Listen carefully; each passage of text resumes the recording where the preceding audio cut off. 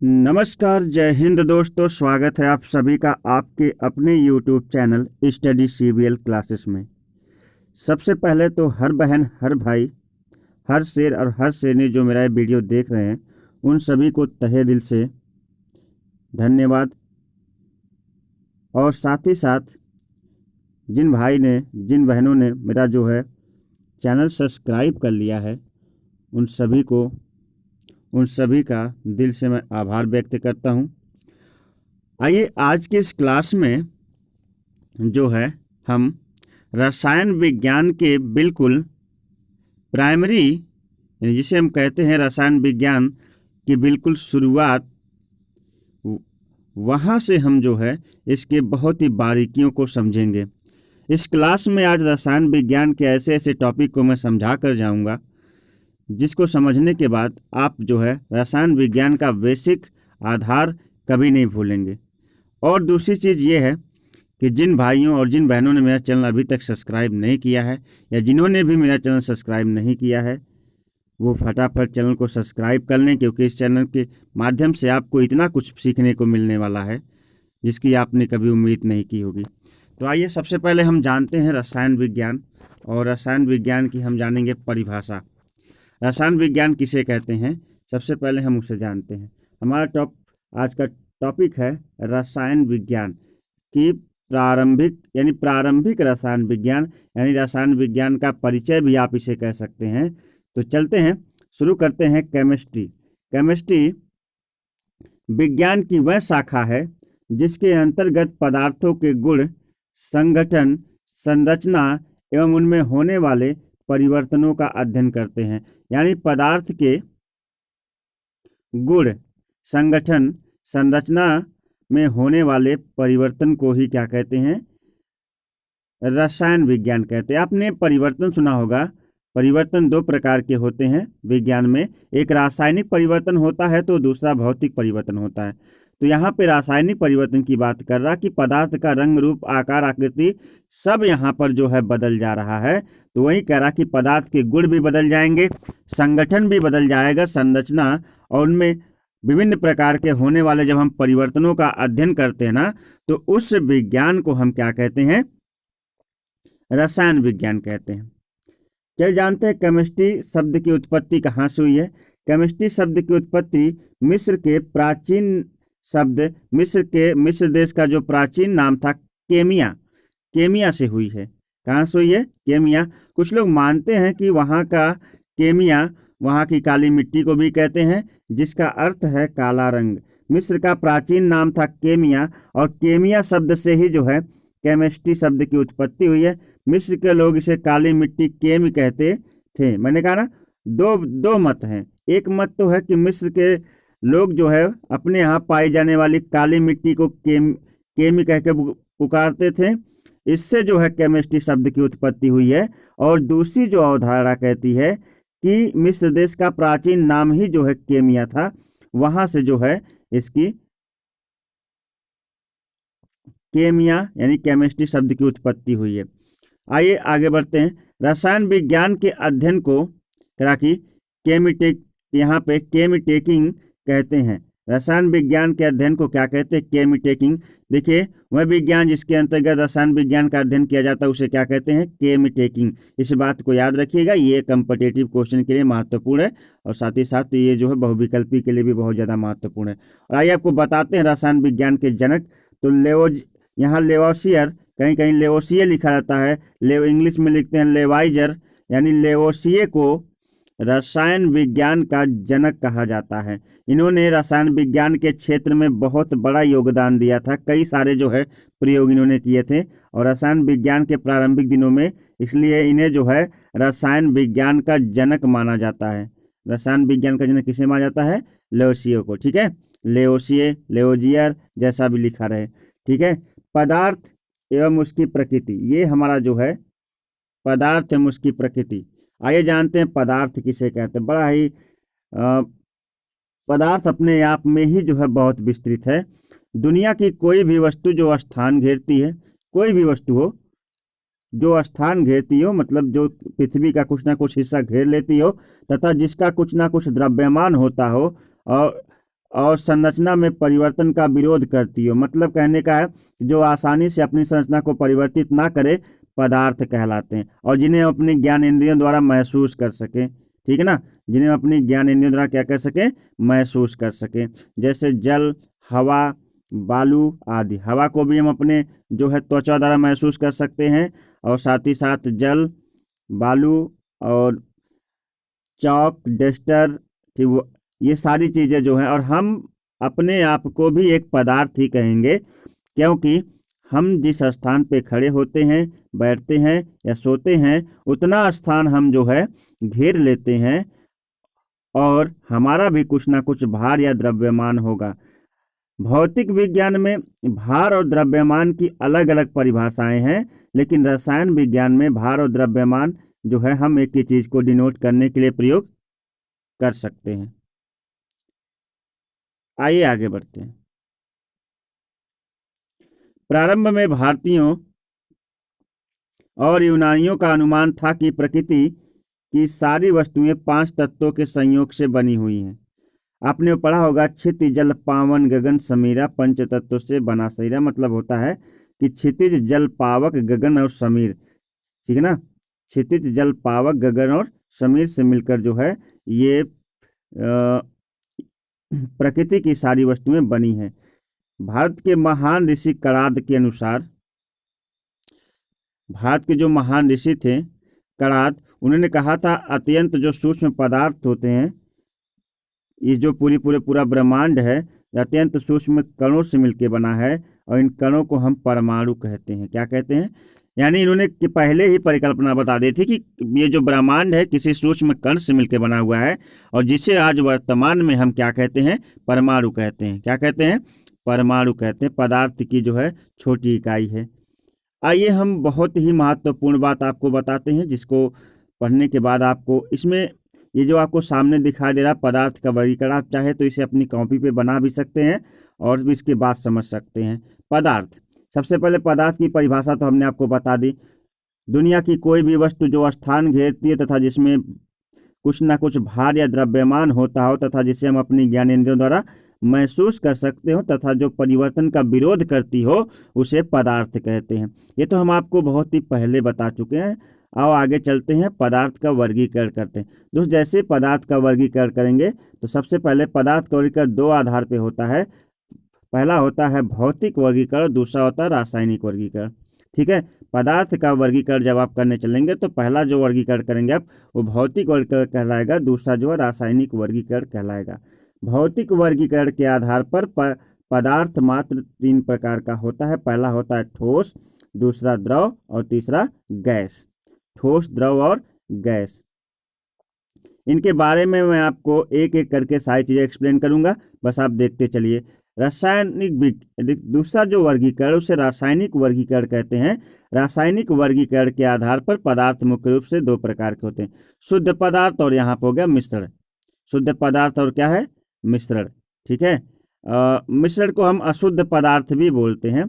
शुद्ध पदार्थ और मिश्रण, जहां हम मिश्रण को अशुद्ध पदार्थ भी बोलते हैं। शुद्ध पदार्थ आगे चलकर टूट जाता है तत्व में और यौगिक में, और तत्व जो है धात्विक और अधात्विक में टूट जाता है। धात्विक अधात्विक का मतलब धातु और अधातु में। तत्व 2 प्रकार के होते, 3 प्रकार के होते, धातु, अधातु, और यहाँ मैं लिख दूँ उपधातु भी इसमें होता है। क्या होता है? उपधातु। जैसे धातु को हम मेटल कहते हैं, अधातु को हम नॉन मेटल कहते हैं, और उपधातु को हम मेटलॉइड्स कहते हैं। ठीक है दोस्त, आइए आगे बढ़ते हैं। जो हमारा अशुद्ध पदार्थ या मिश्रण है वो जो है 2 भागों में बढ़ता है, समांग मिश्रण और विषमांग मिश्रण। समांग मिश्रण और विषमांग मिश्रण। और हमारा यौगिक भी 2 भागों में टूट जाता है, कार्बनिक यौगिक और अकार्बनिक यौगिक। कार्बनिक यौगिक और अकार्बनिक यौगिक। चलिए एक एक करके हम इनके बारे में बहुत कुछ जानेंगे, लेकिन पहले हम जो है आपको बता देते हैं कि जो कार्बनिक यौगिक है, ऐसे यौगिक जिनमें हम कार्बन के साथ साथ कार्बन और हाइड्रोजन से बने हुए जब हम यौगिकों का अध्ययन करते हैं तो समझ जाइए कि हम कार्बनिक यौगिक का अध्ययन कर रहे हैं। कार्बन और हाइड्रोजन यौगिकों का जब हम अध्ययन करते हैं ना, तो हम किसका अध्ययन कर रहे हैं उस समय? हम उस समय अध्ययन करते हैं कार्बनिक यौगिक का। और अकार्बनिक यौगिक जहाँ कार्बन और हाइड्रोजन का कोई जिक्र ही ना हो, जहाँ कार्बन और हाइड्रोजन का कोई जिक्र ही ना हो, यानी कार्बन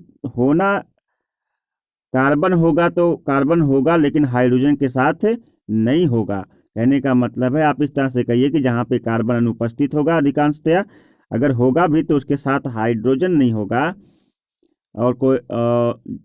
और कार्बनिक यौगिकों के संपूर्ण गुण जो है अनुपस्थित होंगे, ऐसे यौगिकों को हम क्या कहते हैं?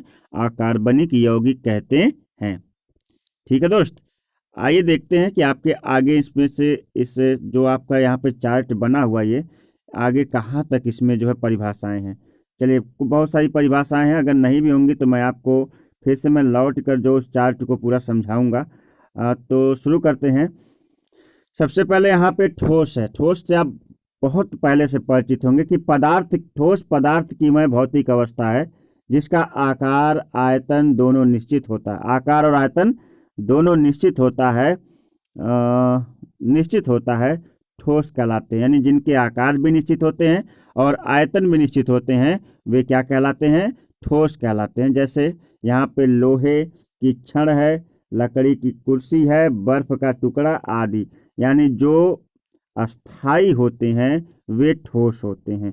जो कहने का तात्पर्य है कि जो परिवर्तन का विरोध करते हैं वे ठोस हैं। ठीक है ना। अब आगे, द्रव कौन है? वे पदार्थ जिनकी भौतिक अवस्था और जिसका आकार अनिश्चित है किंतु आयतन निश्चित है, जैसे अल्कोहल, पानी, तारपीन का तेल, मिट्टी और जल आदि। देखिए, जल, मिट्टी, पानी और जल एक ही बात है दोस्त। यहाँ देखिएगा, एक बर्तन है, एक बर्तन में जो है हमने 5 लीटर जो है क्या रखा है? पानी। ठीक है, इसका आयतन जो है 5 लीटर है बर्तन का। 5 लीटर के पानी को उठा करके किसी अन्य जो है दूसरे 10 लीटर के बर्तन में रख दिया गया, तो 5 लीटर का जो आयतन था इसमें पूरी तरह से इसमें भी उसका आयतन कितना होगा? 5 लीटर ही होगा इस दूसरे वाले बर्तन में। यानी कहने का मतलब है कि द्रव पदार्थ की वह भौतिक अवस्था होती है जिसका आकार और आकृति तो अनिश्चित होती है किंतु जिसका आयतन क्या होता है? निश्चित होता है। कहने का मतलब ये होता है, आयतन निश्चित होने का, कि जितना लीटर आपने जो है पानी लिया है या जितना लीटर आपने तेल लिया है, आप उसे चाहे किसी भी बर्तन में रखेंगे वो उतना ही लीटर रहेगा। लेकिन हाँ, अगर बर्तन की साइज अलग अलग है तो द्रव की जो आकार और आकृति हो जाएगी वह भी अलग अलग हो जाती है। ठीक है, आगे बढ़ें। चलिए, गैस के बारे में बात करते हैं दोस्त। गैस पदार्थ की वह भौतिक अवस्था जिसका आकार एवं आयतन दोनों निश्चित हो, गैस कहलाता है। अनिश्चित हो, क्या अनिश्चित हो? ना तो इसका आकार निश्चित हो और ना ही इसकी आकृति निश्चित हो। दोनों चीज़ें अनिश्चित होती हैं, दोनों चीज़ें जो है तय नहीं होती हैं, निश्चित नहीं होती हैं। जैसे हवा हमारी एक गैस है, ऑक्सीजन आदि। हवा, ऑक्सीजन यानी वायु तो अनेक गैसों का क्या है? मिश्रण है। और कह रहा कि गैसों का कोई पृष्ठ नहीं होता, गैसों का कोई पृष्ठ नहीं होता, मतलब कोई सीमा नहीं होती। इसका विसरण बहुत अधिक होता, बहुत तेजी से गैस क्या होती है? फैलती है, तथा इसे आसानी से संपीड़ित किया जा सकता है, इसे आसानी से कंप्रेस किया जा सकता है और द्रव में बदला जा सकता है। गैसों पर ज़्यादा दाब डाल के उसे द्रव में बदलते हैं। ठीक है दोस्त, आगे बढ़े, देखते चलिए। उम्मीद करता हूं कि आपको वीडियो बहुत अच्छी लग रही होगी, और अगर वीडियो अच्छी लगे तो चैनल को जरूर सब्सक्राइब करिएगा। आइए आगे बढ़ते हैं। और इस वीडियो के अंत में मैं आपसे एक प्रश्न पूछूंगा, इस प्रश्न का जवाब आपको देना होगा। यदि आपने प्रश्न का जवाब दिया तो हम समझेंगे कि आप केमिस्ट्री पढ़ रहे हैं।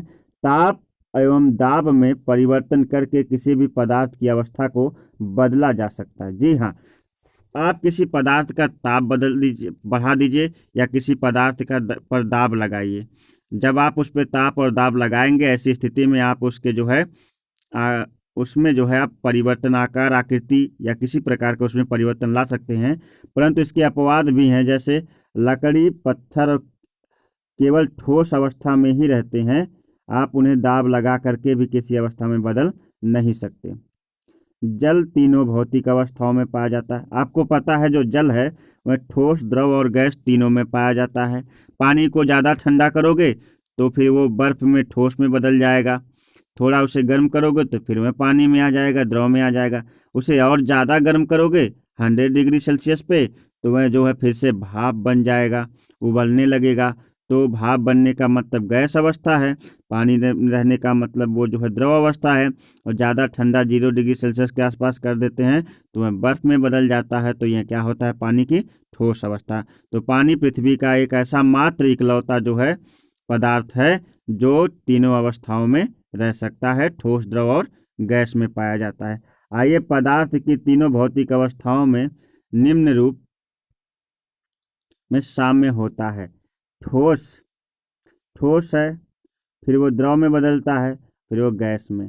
पहले बर्फ़ है, बर्फ़ जो है पिघलता है तो पानी में बदल जाता है, और पानी को फिर से जब ज़्यादा गर्म करते हैं तो फिर वह भाप में यानी गैस में बदल जाता है। और जिसका उदाहरण क्या है? जल है दोस्त। क्या है? जल है। आइए आगे बढ़ते हैं।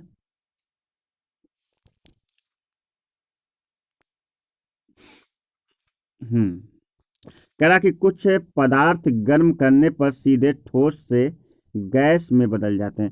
कुछ ऐसे भी पदार्थ होते हैं जिन्हें हम गर्म करते हैं और गर्म करते ही ठोस से गैस में बदल जाते हैं। जैसे आपने कपूर देखा होगा। कपूर को जलाते ही उसकी ना तो आपको राख मिलती है, ना ही कोई वह ठोस अवस्था में आपको दिखाई देती है। मगर जब आप उसे जलाते हैं तो जलाते ही वो जो है गैस में परिवर्तित हो जाती है। क्या जब किसी ठोस को गर्म करने पर वह सीधा गैस में परिवर्तित हो जाए ना, तो ऐसी घटना को ऊर्ध्वपातन घटना कहते हैं। क्या कहते हैं? ऊर्ध्वपातन घटना। तथा ऐसे पदार्थ को ऊर्ध्वपातक पदार्थ कहते हैं।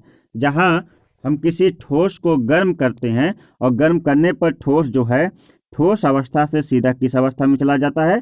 ठोस अवस्था से सीधा चला जाता है गैस अवस्था में। तो ऐसी स्थिति में उस घटना को हम ऊर्ध्वपातन कहते हैं। तथा उस पदार्थ को जो कि ठोस से सीधा गैस में बदल जा रहा ना, उसे हम ऊर्ध्वपातक पदार्थ कहते हैं। यहाँ पे कुछ एग्जाम्पल है, जैसे आयोडीन है और कपूर है। कपूर आप सभी ने जलाया होगा, देखा होगा, या नहीं जलाया तो जलते हुए जरूर देखा होगा, और नहीं देखा है तो आप जो है इसे कहीं बचाव की दृष्टिकोण से कहीं जला के देख लीजिएगा। ठीक है, और आगे देखते हैं। पदार्थ की चौथी अवस्था प्लाज्मा अवस्था है और पांचवी बोस-आइंस्टाइन है। बोस-आइंस्टाइन कंडेंसेट है ना। यानी पदार्थ की 4 अवस्थाएं, सही, पदार्थ की जो है 3 ही अवस्थाएं नहीं होती हैं, पदार्थ की कुल 5 अवस्था होती है। मगर दोस्त एक बात बताएं, जो 5 अवस्थाएं होती हैं, 3 अवस्थाओं में तो नॉर्मल टेम्परेचर में पदार्थ मिलते हैं, ठोस, द्रव और गैस में। ये जो प्लाज्मा अवस्था है और ये जो है बोस-आइंस्टाइन अवस्था है, हम इसको नॉर्मली इसलिए नहीं जानते क्योंकि सामान्य ताप पर पदार्थ किसी सामान्य ताप पर जो है यह नहीं पाई जाती हैं। जो प्लाज्मा अवस्था है वो सूर्य के प्रकाश के टेम्परेचर में पाया जाता है, जबकि जो बोस-आइंस्टाइन है ये मतलब अधिक से अधिक जो है ठंडे कोल्ड स्थानों पे पाया जाता है। यानी ये सामान्य तापमान पर ये पदार्थ की तरह व्यवहार नहीं करते हैं, इसलिए हम इन्हें जो है सामान्य ताप पर हम केवल ठोस, द्रव और गैसों को ही जो है क्या कहते हैं? पदार्थ के कहते हैं। ठीक है, वैसे पदार्थ की 3 अवस्थाएं हैं, जनरली जानने के लिए 5 अवस्थाएं हैं। चौथी अवस्था का नाम है प्लाज्मा अवस्था और 5वीं अवस्था का नाम है बोस-आइंस्टाइन कंडेंसेट अवस्था। ठीक है, इसको याद रखिएगा। आगे बढ़ते हैं, आते हैं तत्व की तरफ। किसकी तरफ? तत्व की तरफ। तत्व देखिए, यह शुद्ध पदार्थ आप कह सकते हैं, शुद्ध पदार्थ इसे कह सकते हैं। तत्व वह शुद्ध पदार्थ है जिसे किसी भी ज्ञात भौतिक एवं रासायनिक विधि द्वारा ना तो 2 या 2 से अधिक पदार्थों में विभाजित किया जा सकता है किया जा सकता है, और ना ही अन्य तरल पदार्थों के योग से बनाया जा सकता है।